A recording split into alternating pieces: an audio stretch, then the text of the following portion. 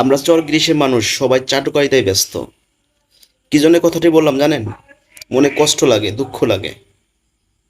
আমরা শুধু দলের চাটুকারিতা করতেছি, অমক আপা অমক ভাই এসব নিয়ে আলোচনা করি। আপনাদের ইউনিয়নে কিছুদিন আগে দুইটা ঘটনা ঘটে গেছে পরপর, দুর্ধর্ষ ঘটনা।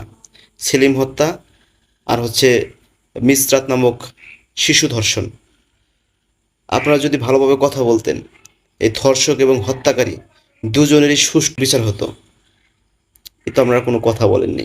যারা সমাজে বর্তমানে দায়িত্বে আছেন তারা যদি কথা বলতেন, অবশ্যই এই ধর্ষকের বিচার হতো, চূড়ান্ত শাস্তি হতো এতদিন। আপনারা পুলিশের হাতে দিয়ে দিয়েছেন, এটাই শেষ, দায়িত্ব শেষ হলো না। প্রশাসনকে চাপ দিতে হবে। আরেকটা হত্যা 3 মাস আগে ঘটে গিয়েছে, সেলিম হত্যা।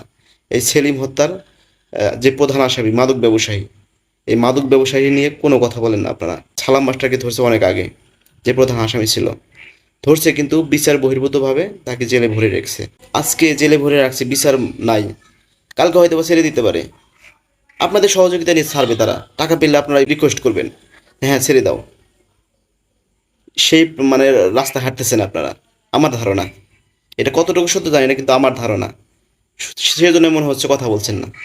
অতি দ্রুত এই সেলিম হত্যার আসামি সালাম মাস্টার, শহীদুল ইসলাম এবং মিস্টার ধর্ষণের আসামি শামসুল হককে বিচারের আওতায় আনতে হবে, বিচার করতে হবে।